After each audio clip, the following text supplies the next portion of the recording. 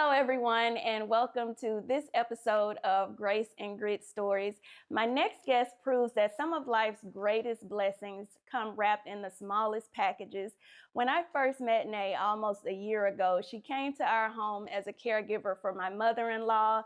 And what I didn't know at the time, behind that warm smile, her enthusiasm, her positive spirit, was really a mom of four who was going through one of the roughest seasons of her life.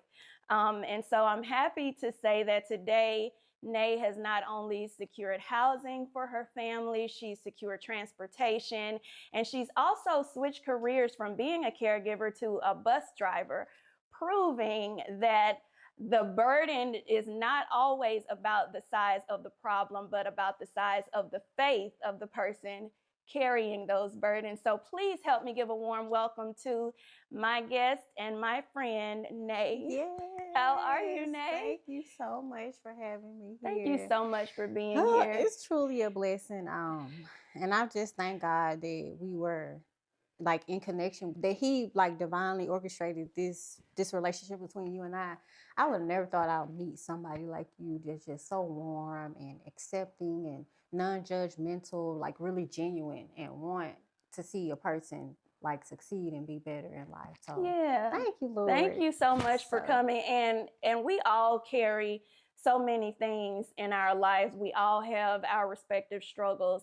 And so I was really, really happy to hear you say that you would be willing to come on and share your story, because it is such a testimony, y'all. When y'all hear some of the things that Nae has overcome, I'm knowing that you'll be inspired by her growth. She's still going through her journey, just as we all are. So Nae, just give the people a little bit of information about you. Like, tell us a little bit about yourself and your family. Yes, so I'm a single mom of 4 children, and I'm from Shreveport, Louisiana. And we moved here in Texas in 2017, and from 2017 on to now, I never look back. So it's truly a blessing to be here and just meet some phenomenal people, amazing people along my path, such as Miss Jocelyn. Yeah. What are 3 words that you would use to describe yourself? Whew, okay. I want to say mighty. Mighty. I would agree. Strengthened and humble. I would agree. And I'm pretty sure by the end of this, you all will agree too. We know, or I know, and at the end, like I said, some of them will know some of the things that you've been through, some of the lowest points of your life. But what are some things that bring you joy today? Oh man, my journey bring me joy because I can look back on it and just have gratitude on where God brought me from to where I'm at now. And then just to another thing that brings me joy are my children, because I'm like, wow, they endured what I endured, and still able to smile and just to still able to be children. Yeah. So that's what I look back on. That's what brings me joy. Oh, that's so powerful. Still able to be children, because later on we'll touch on, because we have that in common. We're moms, and there are a lot of moms out there, and I know that so many of them will be inspired by some of the words that I know that you'll speak during this interview. What are some things that people sometimes misunderstand about you or think about you that aren't necessarily true? Some things that people get like a misconception about me. Probably they think that I'm mean. Because like my face sometimes gets serious on when I'm like really focused and on the path that I need to or the goal that I need to achieve. And sometimes I can like overlook people and not see them, and I guess it intimidates them, and they make them feel like I don't know, I'm not acknowledging them. I don't know. It's just a lot of people just think that I'm mean, but I'm really not. Like once you meet me, you'll be like, oh my God, I never thought that she could be this like kind and loving. Like I really feel like at peace when I'm with her. So that's what a lot of people do. And that's so funny that you say that, because I never got that from you. The first time that I met you, you were so cheerful. You were really trying to make my mother-in-law feel so comfortable because she was in a new environment. And so I really just think that that's a part of your nature to just see the needs of people. And despite whatever it is you're going through, you have a tendency to just minister to those people in whatever way that you feel like they need it. But I can understand what you're saying, because we do sometimes get so laser focused on the things that are right in front of us that we tend to not see people in the way that they think that we should see them, because we're so goal driven, and because, you know, I got these 4 kids I got to provide for. So, you know, it sometimes does get in the way of having those personal connections that people sometimes want from us. So I can definitely agree with that. But I didn't get that from you. Thank you. Yeah. I was nervous when I first met you, like you and your family, and that's how I am with everybody, because I'm really shy. But when it comes down to it, when I'm led by the Spirit, it's like all the nerves are like out the door, and like I'm here on a mission to do a job, so I got to do it. Right. So like the nerves are removed from me, because helping people and just seeing people, just putting bringing joy to people's life, it really uplifts my spirit, makes me joyful. So. Yeah. And so giving people an inside look at who you are now and who you were then, helping them understand the woman behind the struggle. What are, before you started to experience housing instability, what did life look like for you before you got into the situation to where you no longer had stable housing? What was life like for you prior to then? It was rough. It was all scattered everywhere, all over the place. And I just didn't have no guidance before, like, I got into all of this, like, before I got into homelessness, before I came to, first of all, let me piggyback from when I came to Texas. I have no guidance. I just came here on like, oh no, I want to get my life right. So I didn't even think, it wasn't even a thought of, like, you know how some people like they think about, like, before they make a move. I didn't think about it. I just packed my children up and I came. And so that's why, I mean, like, when I first got here, everything was scattered. I didn't have like a goal. I didn't have like guidance. I didn't have, it was scattered everywhere. But like along the way, I found myself, and there's the ups and downs. And we faced homelessness about I want to say twice. No, yeah, we faced homelessness twice since being here in Texas. I have an extreme headache, but they are unpacking their things because they said that we couldn't bring these bags and stuff in here, so we're gonna have to put, I guess, those in the storage. So we got clothes everywhere. So when you moved from Shreveport to the DFW, how long had it been before the first time you fell into homelessness? So we moved here October 2017, and I want to say about December and going into the next year, 2018, is when I experienced homelessness. But with the October to December, I found a job within 3 months. But then, like, things happened with, like, me and my sister, because I was staying with my sister. So things happened with me and her, and so, like, it just led me to get out, because it wasn't me and my children were in an unsafe environment. So we had to just move abruptly. And like, luckily the money that I made from my job that I got here, which was I saved it up, and I was able to get us a hotel room. So that's when it was like 3 months.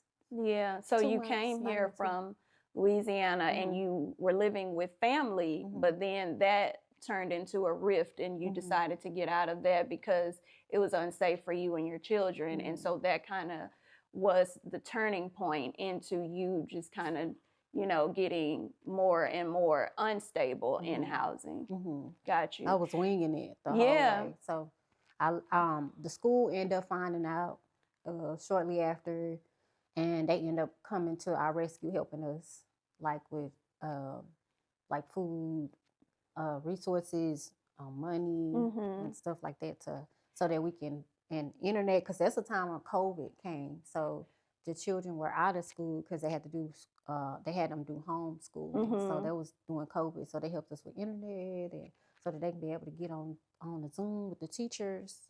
So I'm glad that you talk about, you said you didn't really think about it. It was kind of like almost an impulsive decision to move from Louisiana to Texas, because a lot of people, especially where I'm from in Mississippi, a lot of people share that story, like, and across this country, I'm sure, they just want so desperately to get out of the situation they're in. And they just know based on faith that God will make a way.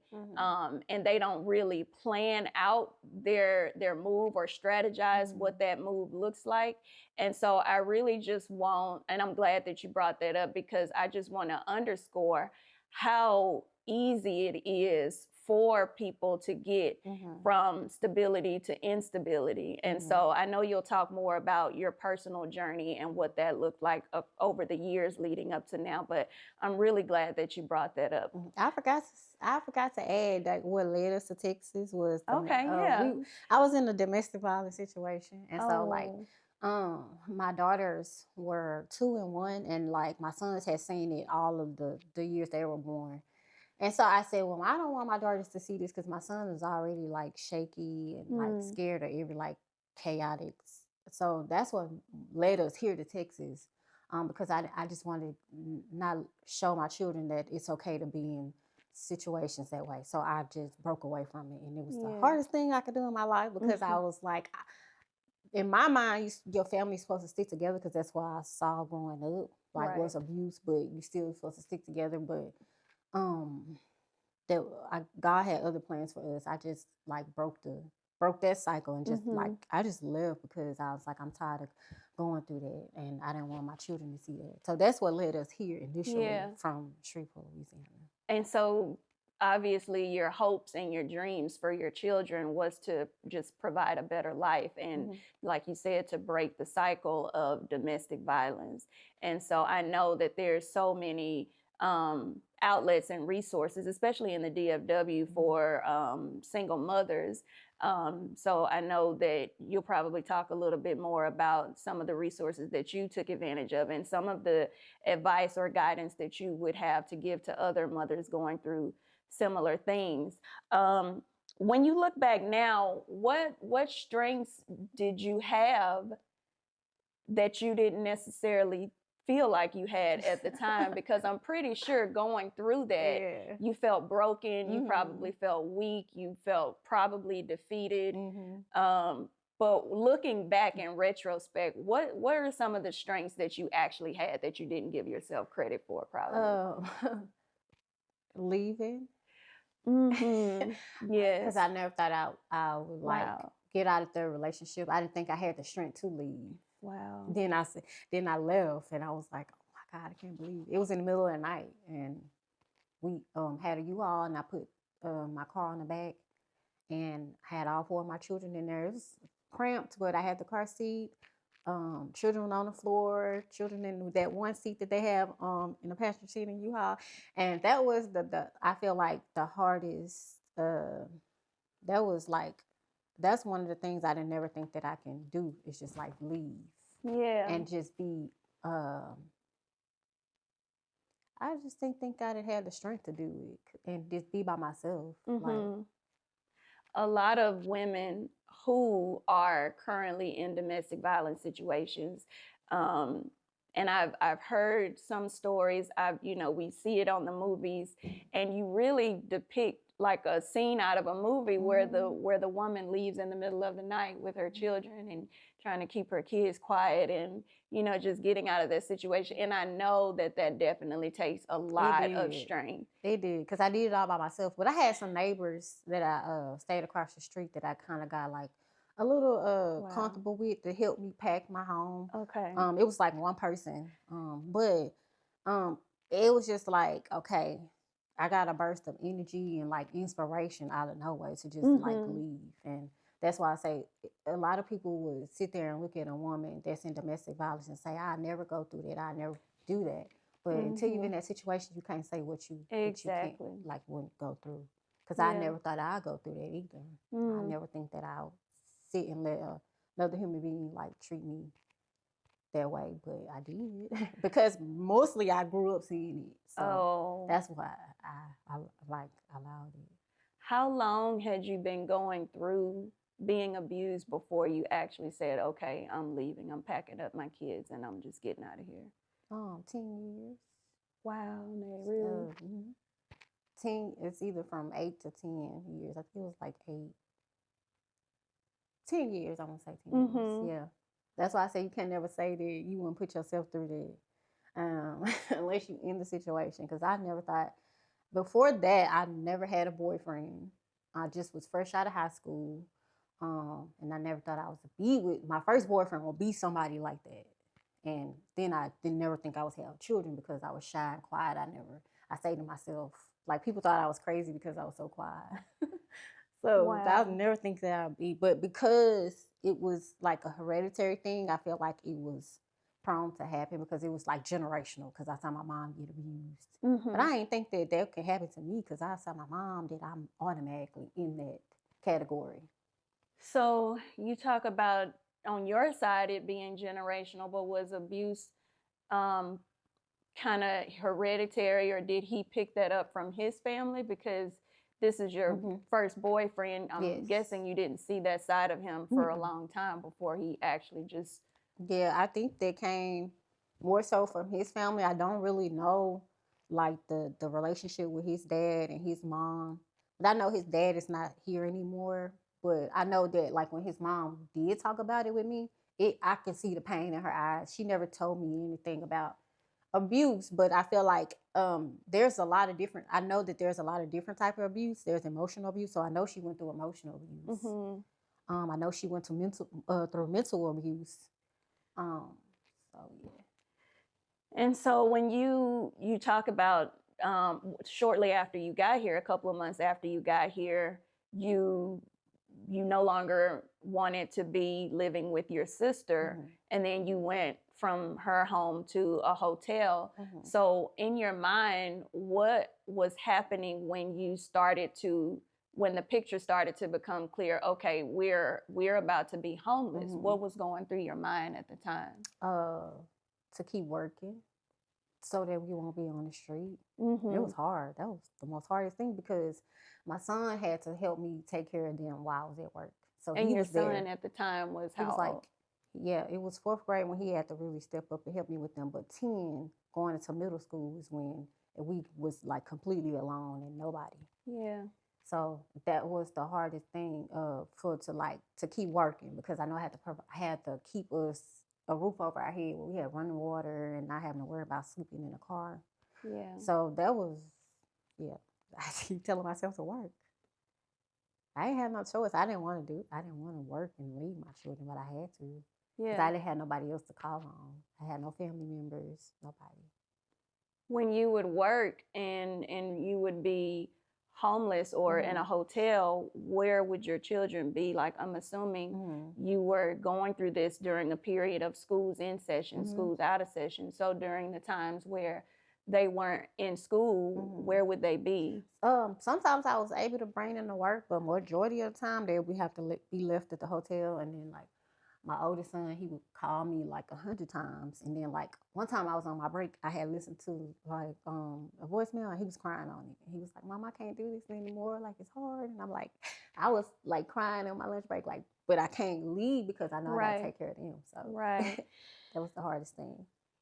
And then like a lot of people talk about like, oh, how can a mom leave their children? That's bad and this and that. But I also like 100 times tell them don't open the door for nobody. Yeah. Like every time I left, don't open the door for nobody. Don't open the door for nobody. When I leave, I'm not at the door anymore. I'm gone. So don't open it. If somebody come right after I leave, that's not me. So I have to constantly like drill that in them for them to like be safe and stuff. So it worked out throughout the years. Yeah, it did by the grace of God. It worked out throughout the years. It's hard being a single mom because you absolutely have nobody to call on. Yeah. And I had no choice but to like, that's what kept me going because I'm like, oh man, I know, looking back, I know that I can't leave. I know that I'm not supposed to leave small children with each other, but then who do I have to help me? And then I can't afford childcare.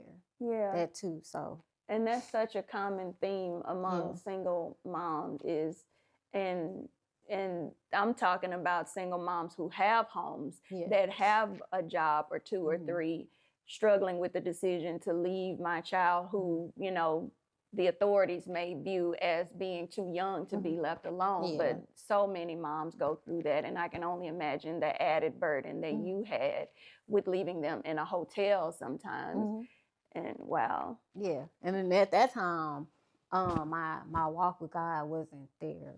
Like, because throughout my whole life, all I had was my grandma to call on when I was going through stuff, and like to cry to her, and she would pray for me and uplift me on the phone. I didn't know God for myself. I knew through my grandmother. Yeah. So she had ended up passing away shortly after we moved. I was her caregiver in Louisiana. Oh. I was there like day in and day out, like taking her where she needed, even in the heat, because older people like heat. Right. So her home was like really hot. So before we left, I was there helping my grandmother every day. What was it like to have to tell her, Grandma, I'm leaving? Did she understand? Was she in a place mentally to be able to understand that you were leaving? She was happy for you. She was lonely because nobody else would go see her. And I knew, but she wouldn't. She was the type of woman that wouldn't share her hurt with anybody. She was always the light, and she was always the tree that you can like come to, and it never breaks.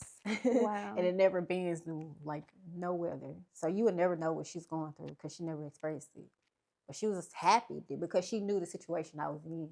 Yeah. She was happy for me. Yeah. So how, you mentioned your son, your 10, 11-year-old son at the time calling you crying when you're at work. So how did you talk to them at that young age about what was happening for them to be able to comprehend what was going on? Well, first of all, I apologize because when I was a child, I never got an apology. So I said, when I have children, I'm gonna apologize for like everything. I'm never gonna have pride enough to not say, oh, I'm wrong with this. Yeah. And so first of all, I apologize to them for having to like work all the time, and they been there because I'm like, I'm sorry. I had to let them know, like, I don't want us to be on the street or sleeping in our car. So mommy has to work.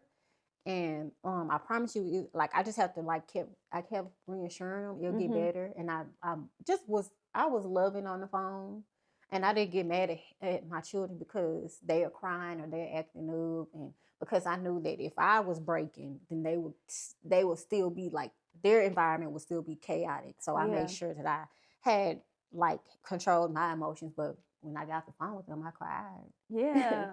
Bad. I can imagine. It's hard because, I mean, as parents, I can speak for myself personally when I know that I've gone through certain things and I've taken it out on Aiden. It's hard not to do that. It's hard not to, and especially going through things day in and day out and dealing with people on your job and then having to reconcile, okay, when am I going to be able to provide stable housing for them? And so I've never seen you speak harshly towards either one of your children. And it wasn't no cakewalk. I did multiple times, especially because I wasn't grounded in God and my faith. Like it was times where I yelled in frustration because it's hard on me being by myself, having to deal with all the different emotions, different ages. And throughout times I gotten better at yelling, and instead of yelling, I talked, because my mom, when we were younger, all she did was yell at us. So that's all I knew was to yell. Yeah. And I thought that was the way you're supposed to parent. That's not. So I used to yell at them all the time. It wasn't like it just gradually is like things that I saw in myself. Like once I was by myself alone, that I saw in myself, and then I started to look back on my childhood, and I was like, well, I didn't like it in my childhood, so let me try to work on this. Yeah. And it was hard to work on it because you don't fix yourself overnight. Right. It's hard. I was just talking to my daughter about that because today I had an encounter with a guy asking me for a cigarette when I was getting gas doing my deliveries, and I was like, oh, I don't smoke. And he was like, oh, no. And I said, well, may you be delivered in Jesus' name from it, though. Smoking is bad. And he was like, huh? I said, may you be delivered in Jesus' name from that, because smoking is bad for your health. He was like, amen. Thank you, Lord. And then I was like, when I get in the car, my daughter, my 2-year-old asked me what he said, and I said, he had asked me for a cigarette, and I just, just spoke a quick prayer over him. Yeah. And she was like, Mama, he probably gonna go back and do it.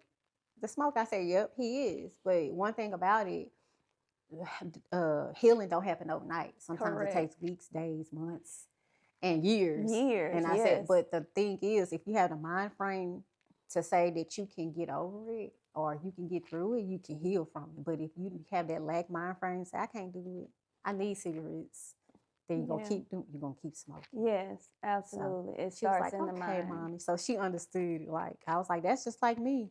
Whenever I had an addiction with alcohol, I didn't heal overnight. I cried many a times. Yes.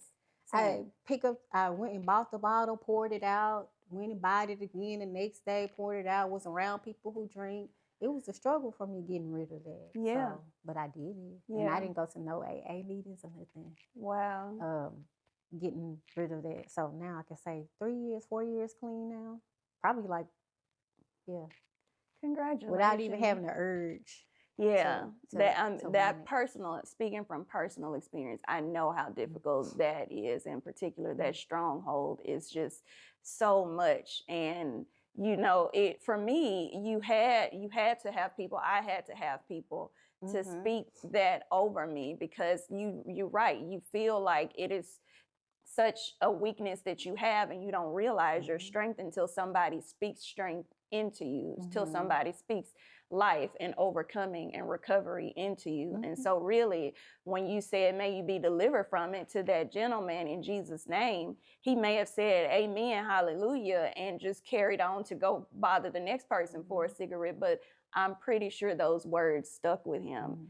And the more and more people speak life into people and their situations, I think intercession is such a strong tool that we have as believers when other people don't want to go to God themselves or don't know God for themselves. It starts with a simple prayer like you gave that guy. Yeah, it don't take nothing to be kind and speak life into somebody. When you asked me, I didn't have time to think about it. I just left. Yeah. It was almost like an instant. It's like when you in a situation, God don't give you time to prepare for it.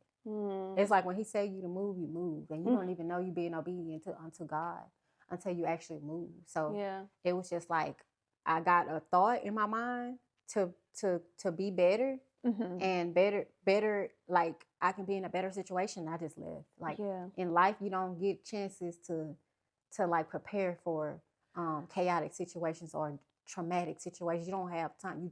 You move. Yeah. And then the thing that I didn't know was God was with us the entire time. And because I didn't even know God for myself. Like I said earlier, I knew God through my grandmother. I didn't know God through myself. Yeah. So I didn't know God was with us the entire move from Shreveport to here. But he was. We got here safely. Yeah. So so when people ask, how did you know you was, I didn't know I was gonna come here. I just came. How do you know when to move? You don't know when to move. Right. How do you know when to it's your time to get rid of an addiction? You don't know. It's like when it's God's timing for you to like wake up to certain things and for him to be taking control of your life, it happened in an instant. You don't even know it's happening.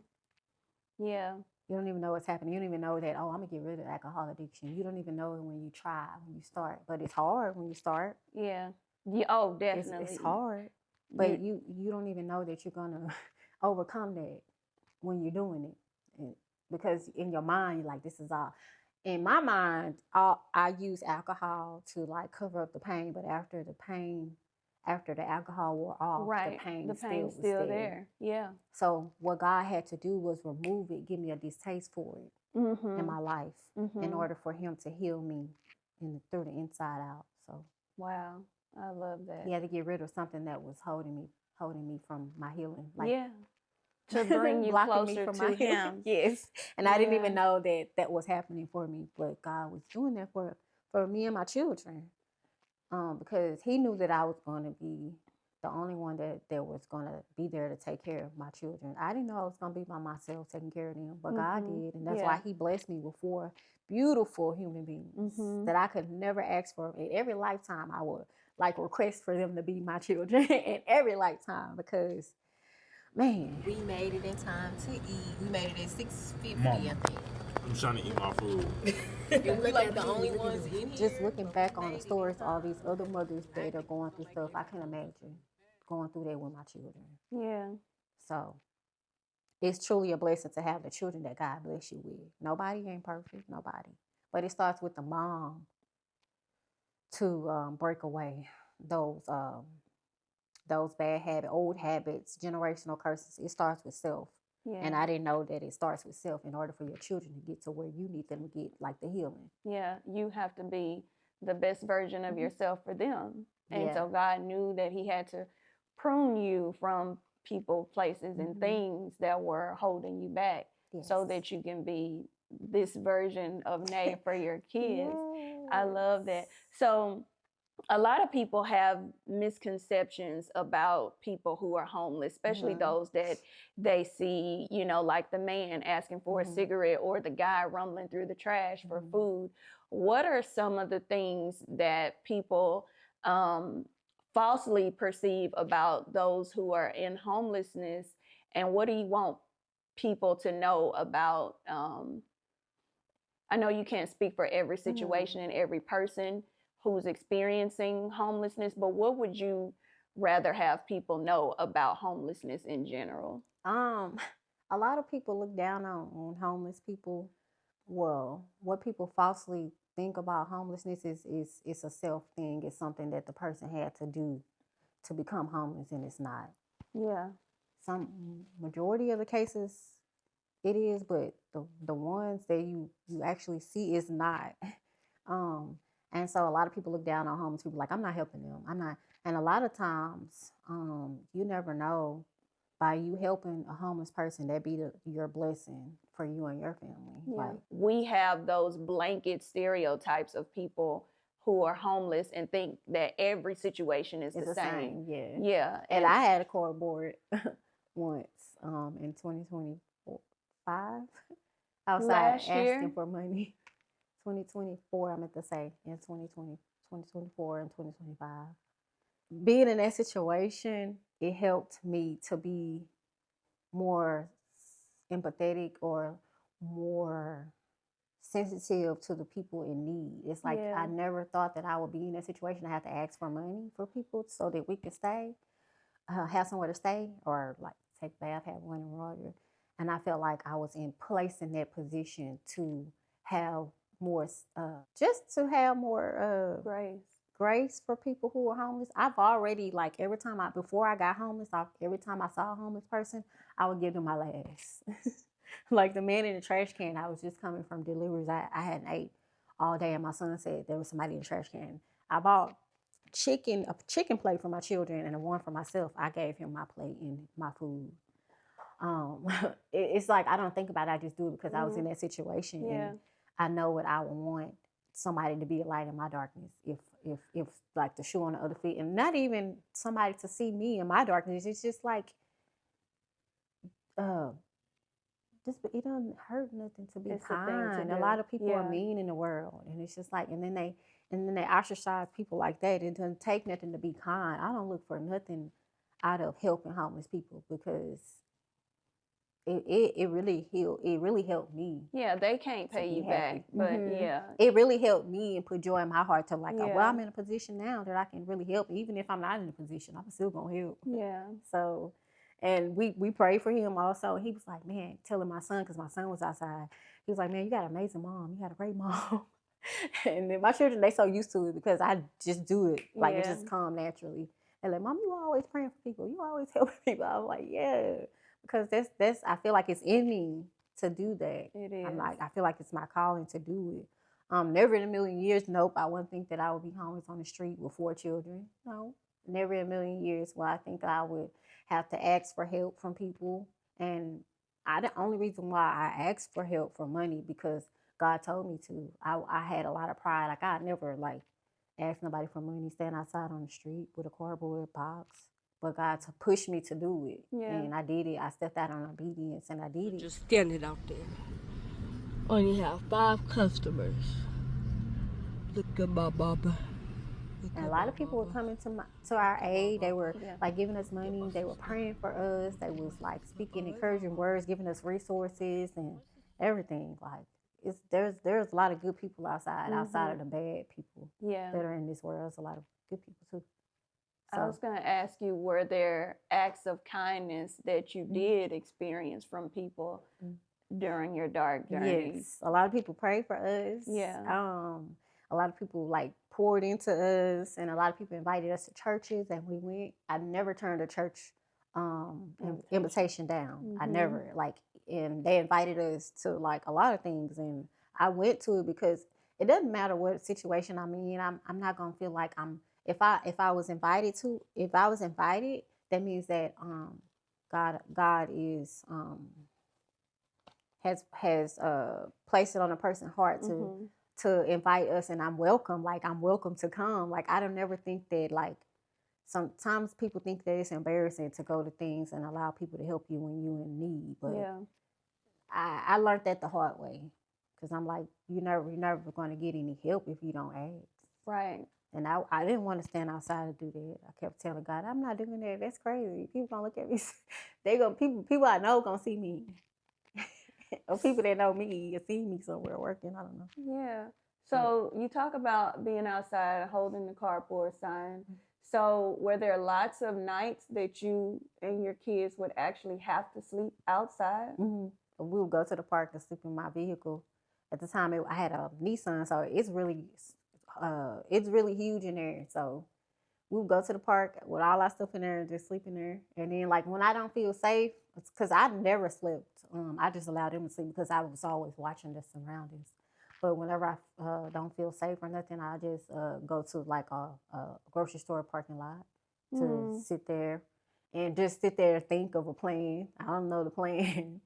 I just think of a plan, and then like they brought me closer to God too, being without nothing and nobody. I would learn to talk to God in situations like that. Like you don't become an expert in talking to God or having a relationship. It just come gradually. I just talked to God and told him, hey, this is like I'm sad. I didn't know what to say. I just talked. Yeah. I'm sad. I'm angry. I'm confused, first of all, because I have the biggest heart as to why I'm in this situation. I was more so confused. Like, dang, I got a big heart. I love people. Yeah, I look mean all the time. But me in this situation, but God said, who are you to not be in that situation when I sent my son Jesus to be in worse? Wow. So I had to look at that. It could be worse. I could be walking in Jesus' shoes and doing what he did, but I didn't. It was like less harsh on me. So that's what gave me really like strength whenever I started talking to God and I started hearing him. That's what gave me more strength. Like, okay, yeah, he did do that. I can do it. I can get through this. So the more and more I talked to God, the more and more I was strengthened and pushed and motivated and more inspired to like keep going for my children. Because I never thought about giving up. I was mad more so. But I never thought about giving up. I think that is so important. You dropped a lot right then.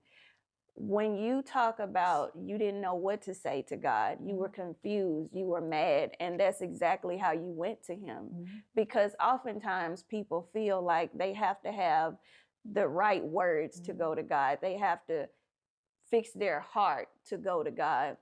When God doesn't ask for, an expansive vocabulary, he don't ask for, King James vernacular and terminology. He already knows our hearts as it is because he made us. And so he really just wants us to come to him as we are. That's like in the you Bible. said, tired, confused. A lot of people think mad. that, you come dressed any kind of way. No, your spirit come as you are. Your heart come as you are. Right. Your mind come as you are. And like I said, I didn't know God. I didn't know Jesus. I didn't know nothing about it. Like, and I was always telling him how mad I was because my grandmother wasn't here. I miss my grandma. I was always crying. I miss my grandma. I'm mad, like sad, because she was everything to me. like, I didn't understand why she had to be taken because dang, now she's gone. I feel like life is more harder. It was already hard, but when she was gone, I just feel like it just got She completely was your tough. intercessor, your Yes. prayer warrior, and so it's Yes. like, I now feel what do like I it got do? tough on me. Like, Yeah. dang, like everybody went against me.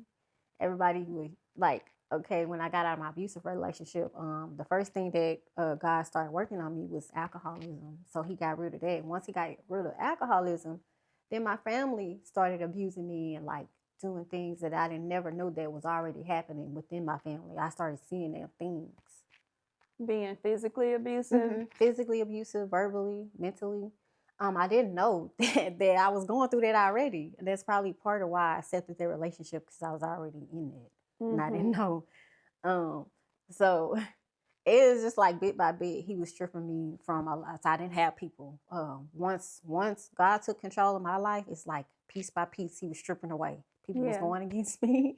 Like I just felt like I was hated, like by like family and stuff. Like after God started like removing things and showing me people, true hearts, and so and his intentions were to get me alone, and I felt alone. I felt alone. Like even though I had children, I felt alone. Like I was just being a mom, taking care of them. I wasn't even there spiritually. Like after everything started, like happening at like one after another. I was like, what is going on? I started dealing with things that happened to me as a childhood, things that happened to it started coming back up. And I had to face those ugly demons that I didn't know that I had to face in order for God to create the woman that he needed to create in me. I didn't know who he was creating me to be. Yeah. But like I never smiled because I had so much deep, dark pain. Yeah. Never smiled at all. But God used your children to heal you. So my daughter, who is 10 now, one day was walking in the home and she was like, I love you, mommy. And you know, like you're just a regular mom. You're like, I love you too. You just responded naturally. I love you too. But then she said something else followed after that because we were just coming in, taking them. I was getting ready to like get them ready for bed and get to schooling. And she said, that's why I chose you to be my mom. And when I say a light bulb went out on my head, it felt like boom, something hit me when she said that. Like I woke up when she said that. And I'm like, I know that wasn't nobody but God. Waking me up to a new life that he's trying to bring in. Yeah. But before he ushered in a new life, he had to tear down the old one. And I didn't know that's what he was doing within me. Yeah. Yeah. So you said his intentions were to get you alone. Talk more about why you think God needs or wants us to be alone sometimes. Because we're not able to, we're distracted by world people, and we're not able to hear him, and we're not able to see the problem at hand because we're always around people that are like we're in their shadows. So we're not able to address our problems that's within us that we need to address personally. And so he had to get me away from people. And when I was away from everybody, when he stripped me away from everybody, that's when everything that happened from childhood to now, it started like surfacing. Yeah. So I feel like when he gets you alone, it's a reason for that because he wants to heal you within. That's why I say like he had me alone, away from people, and where I can only hear him and see him. I can only now I have no choice but to talk to him. Because I was always going to other people and telling them, oh, I'm so mad because social stuff's doing this. But I never went to God. I always went to grandmother or other people. So that's what I mean when I say he gets you alone. Yeah. So it can be you and him. And I didn't know that that's what he was trying to do.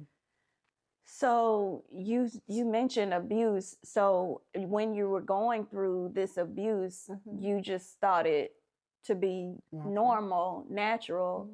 But how did those realizations come to you when you started to realize, okay, this isn't natural, this isn't normal, I actually was abused? Because in the moment, did it feel normal to you? Like, and I'm assuming you said physical abuse. I'm not sure if you're talking about any other kind of abuse. Physical, mental, emotional, financial, yeah, all the type of abuse there is. I went through it. Sexual abuse. Yes, sexual abuse. I didn't know that. I didn't know that was not normal to go through it because I seen it all my life. Wow. Yeah. As a child, I saw people getting abused. My sisters getting abused sexually by the people that my mom was in relationship with, their family and stuff. And our own family member was like sexually abusing us because my mom had all girls. She had 6 girls and 1 boy. She had them young, so she wasn't able to take care of them by herself or properly because she was a child, so she didn't know how to take a child taking care of a child. So we was like with my grandmother or like with other people, family members and stuff. So I had to, it was one particular time, one of my mom, her boyfriend's nephew, he was in the midst of about to rape one of my sisters. And we all went to the store, and she was at home taking a shower. And she full figure in elementary, just as how her body is because her family, she just take after her dad's side of the family. And so we all went to the store. I had no money, but I was going with everybody else. And then some just told me to go back home. I went back home, opened the door. I heard my sister crying. And he was pushing her down on the bed with a towel on, trying to make her lay down so he can do stuff to her. And I was like, what are you doing? Get off my sister. And I grabbed her, and I called my mom, and I told her what happened. So it was just like just protecting my sisters. I had to be the protector at a young age and didn't even know. Yeah. It's just, how old were you when that happened? About 10. Wow. Same age as your son, who you said had to take care of his 3 younger siblings. Wow. Yeah. So it's just like abuse when I from child on now. Like I didn't know that wasn't normal because we grew up seeing it or experiencing it. Yeah. So then when I got by myself, I'm like, nobody's supposed to treat me like this. Like it just, God just was speaking into my spirit. Like you're not supposed to allow people to hurt you in that way. Like, then I was like, I don't know why I'm going through this. And then they're just crying out to God. I hate going through this. I'm a good person. And not knowing that that's God speaking into my spirit. I'm a good person. I don't deserve this. And just crying. Like, I don't understand. But your cries are his affirmations back to you. I'm a good person. Yeah. I'm not supposed to be going through this. Wow. Like, that's not love. And it just was all surreal. Like just coming to me, like in the midst of a lot of people don't know when you in your pain, God is right there with you while you crying. I didn't even know it. Like helping me through it, consoling me, speaking, like having angels around me, Holy Spirit within me. My grandmother her prayer is still working, even when she's there in heaven. It's still working. She's still ministering to me and my soul.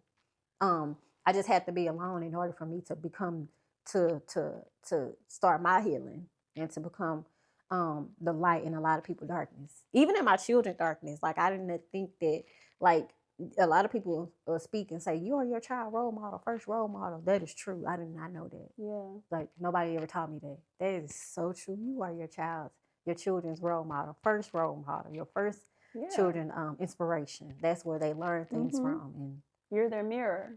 Yeah. And I didn't know that. So wow. Were there certain, you just talked about your grandma's prayers still working.